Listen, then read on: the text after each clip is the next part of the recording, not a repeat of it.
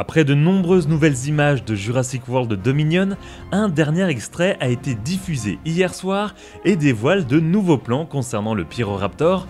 En effet, le seul droméosauridé de l'univers jurassique à avoir des plumes, en tout cas à notre connaissance, se montre dans ce nouvel extrait que vous pouvez découvrir en haut à droite, et on y découvre ce qui ressemble à un animal plus ou moins aquatique. Rapidement, de nombreux fans de la saga ont commencé à rejeter l'idée même que ce dinosaure pouvait avoir une appétence à nager sous l'eau. Cependant, cette idée est-elle complètement farfelue ou est-elle cohérente avec ce que l'on connaît de l'animal et de sa famille ? Nous allons découvrir tout ça ici, mais pour rappel, n'étant pas paléontologue, l'intégralité des éléments intégrés ici ont été pris sur un site de confiance, sur la science animale et la paléontologie, dont le lien est à retrouver en description.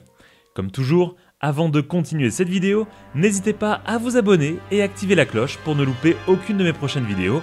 Bienvenue dans cette vidéo et bienvenue à Jurassic Smash.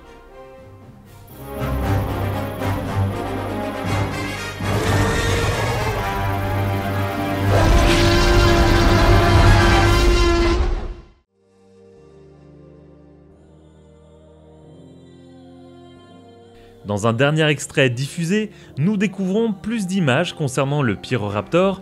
L'animal faisant face à Kayla et Owen se montre agressif mais tient ses distances dans cet extrait.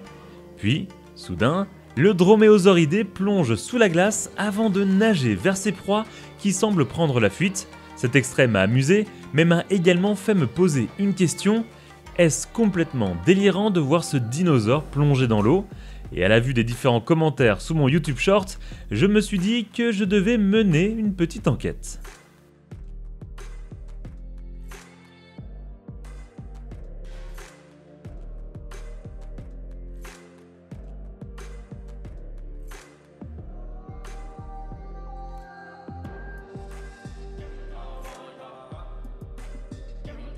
N'étant pas un spécialiste de la paléontologie, mais ayant tout de même certaines bases comme de nombreux fans de Jurassic Park et Jurassic World, je me suis mis à rentrer une simple requête dans Google. Le Pyroraptor faisant partie de la famille des droméosauridés, j'ai simplement tapé droméosauridés aquatiques et je suis tombé sur quelque chose d'intéressant.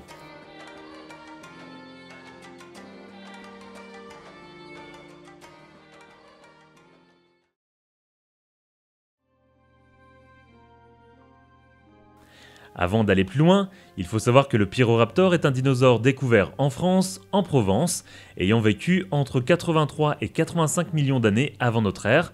Bien qu'il soit souvent représenté comme un animal plumé aux couleurs rouges d'environ 1 mètre de haut, nous n'avons que très peu d'informations sur la bestiole, les paléontologues n'ayant pas retrouvé de squelette complet. Nous pouvons donc faire toutes les théories possibles et imaginables sur l'animal sans jamais vraiment pouvoir affirmer quoi que ce soit.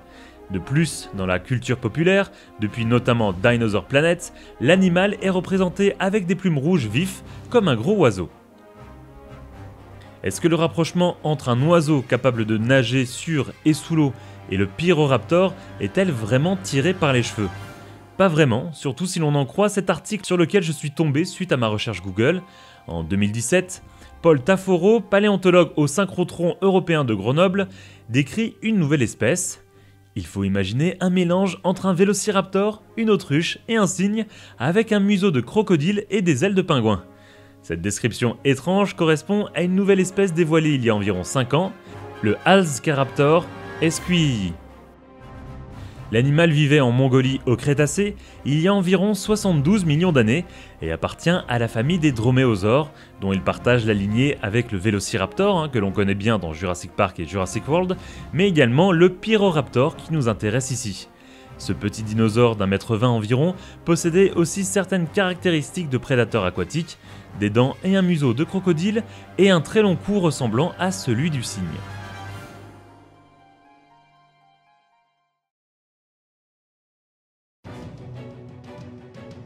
Alors non, ce n'est pas car un dinosaure d'une famille était taillé pour la nage que l'intégralité de la famille devait l'être. Tous les ancêtres de ce fameux dinosaure sont des animaux terrestres, entre guillemets taillés pour la course et le saut, et aujourd'hui c'est l'unique représentant d'une forme terrestre qui s'est adapté à l'amphibie, précise le paléontologue en charge de la découverte. Cependant, Avec ce lien de parenté entre le Halscaraptor et le Pyroraptor, on peut légitimement se poser la question de l'aisance de cette famille de dinosaures de nager sur ou dans l'eau. Et sans squelette complet de Pyroraptor découvert à l'heure actuelle, il est tout à fait possible, en théorie tout du moins, que l'animal puisse être à l'aise dans un environnement aquatique. Mais au-delà de nager sur ou dans l'eau, comment ce dinosaure ne meurt-il pas de froid sous l'eau glaciale? À ça, je répondrais simplement que cet hiver, alors que le lac près de chez moi était gelé, cela ne gênait pas de nombreux cygnes et canards de faire une bonne baignade dans les parties où la glace laissait entrevoir de l'eau sous forme liquide sous sa couche. Bien évidemment, je ne suis pas au pôle Nord, donc tout dépend du froid, mais je ne crois pas non plus que nous soyons à moins 50 degrés dans la scène de Jurassic World de Dominion. Alors je pense qu'un Pyroraptor, s'il était vivant aujourd'hui, serait lui aussi partant pour une petite baignade rapide.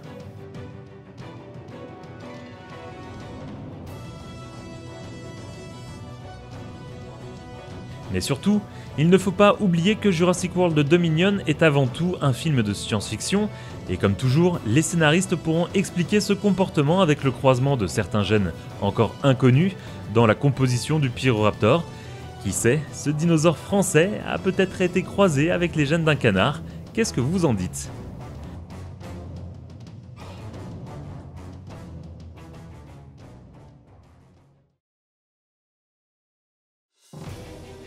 Pour terminer, il ne faut pas non plus se méprendre sur le but de cette vidéo. Je ne suis pas là pour vous convaincre absolument de la véracité de la scène et de vous convaincre que oui, cette scène est plausible. Mon but ici a simplement été d'aller chercher des éléments qui pourraient expliquer, ou non, si cette séquence est dans le domaine réaliste ou s'il s'agit que de pure science-fiction.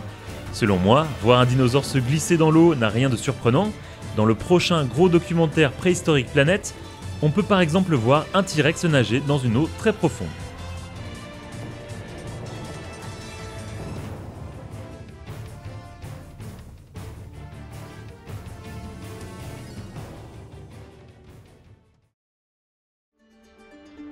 Comme toujours, n'hésitez pas à me dire ce que vous pensez de toutes ces informations en commentaire. Vous pouvez devenir membre fondateur pour avoir accès à des émoticônes sur la chaîne ou devenir membre soutien et avoir votre pseudo YouTube mis en avant à la fin de mes vidéos ainsi qu'un accès à certaines vidéos en avant-première. Pour cela, cliquez sur l'onglet rejoindre sous cette vidéo. Merci à mes membres soutiens et à toutes les personnes qui supportent cette chaîne en vous abonnant et en partageant mes vidéos sur vos réseaux sociaux. Nous, on se donne rendez-vous dans une prochaine vidéo. Salut les Smashers!